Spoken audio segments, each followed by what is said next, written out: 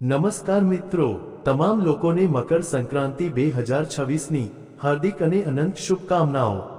મકર સંક્રાંતિનો આ પવિત્ર પર્વ ભારતીય સંસ્કૃતિની આત્મા સાથે જોડાયેલો પર્વ છે, જે આપણને સૂર્ય ઉપાસના, દાન પુણ્ય, સંયમ અને પરસ્પર સૌહાર્દનો સંદેશ આપે છે। આ પર્વ માત્ર એક તિથિ કે તહેવાર નથી, પરંતુ જીવનમાં સકારાત્મક પરિવર્તન અને નવી શરૂઆતનું પ્રતીક માનવામાં આવે છે। આ દિવસે સૂર્યદેવ દક્ષિણાયનમાંથી ઉત્તરાયણ તરફ જાય છે, તેથી આને પ્રકાશ, ઉર્જા અને શુભતાના વધતા પ્રભાવનો કાળ કહેવામાં આવે છે। ધાર્મિક માન્યતાઓ અનુસાર જ્યારે સૂર્યદેવ ધનુ રાશિમાં હોય છે, ત્યારે તે કાળને ખરમાસ કહેવામાં આવે છે, જેમાં વિવાહ, ગૃહપ્રવેશ, મુંડન જેવા માંગલિક કાર્યો વર્જિત માનવામાં આવે છે। મકર સંક્રાંતિના દિવસે સૂર્યદેવ મકર રાશિમાં પ્રવેશ કરતા જ ખરમાસનો અંત થાય છે અને ફરીથી તમામ શુભ અને માંગલિક કાર્યો શરૂ થઈ જાય છે। આ કારણે આ દિવસનું વિશેષ ધાર્મિક અને સામાજિક મહત્વ છે। પૌરાણિક કથા અનુસાર સૂર્યદેવ પોતાના 7 ઘોડાઓના રથ પર સવાર થઈને સતત બ્રહ્માંડની પરિક્રમા કરે છે। એકવાર તેમના ઘોડા અત્યંત થાકી ગયા અને પાણી પીવા માટે રોકાયા। સૂર્યદેવ જાણતા હતા કે જો તેમનો રથ રોકાયો તો સૃષ્ટિની ગતિ પણ રોકાઈ જશે। કરુણાભાવથી તેમણે ઘોડાઓને વિશ્રામ આપ્યો અને કેટલાક સમય માટે રથમાં ગધેડાઓ જોડી દીધા।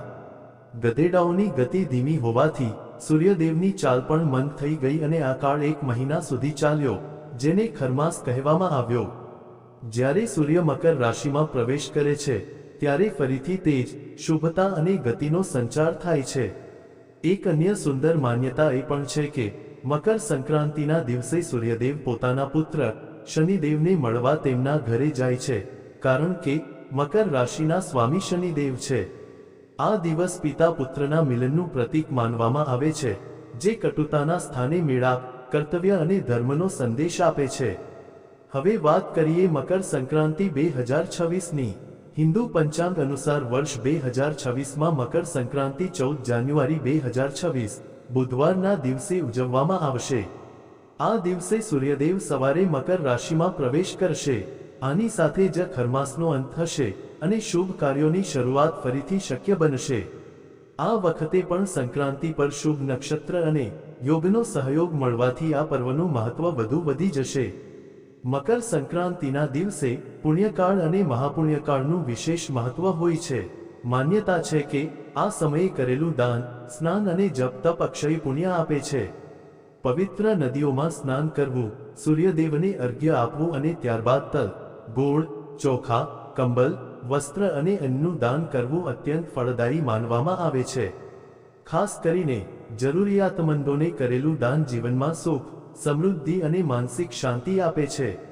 જ્યોતિષીય દ્રષ્ટિએ પણ મકર સંક્રાંતિ 2026 અત્યંત મહત્વપૂર્ણ માનવામાં આવી રહી છે।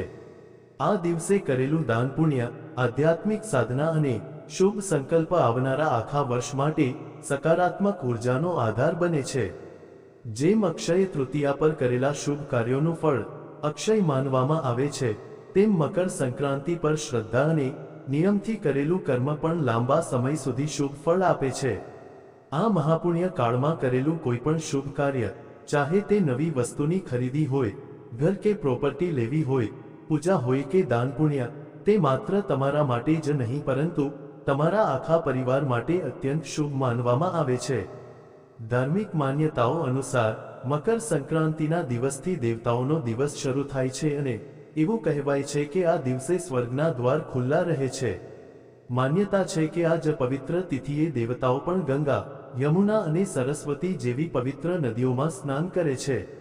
આ જ કારણ છે કે આ દિવસે તલ, ગોળ, ઉડદ, ખીચડી અને ગરમ વસ્ત્રોનું દાન વિશેષ ફળદાયી માનવામાં આવે છે, કારણ કે મકર સંક્રાંતિ પર કરેલું દાન અક્ષય પુણ્ય આપે છે।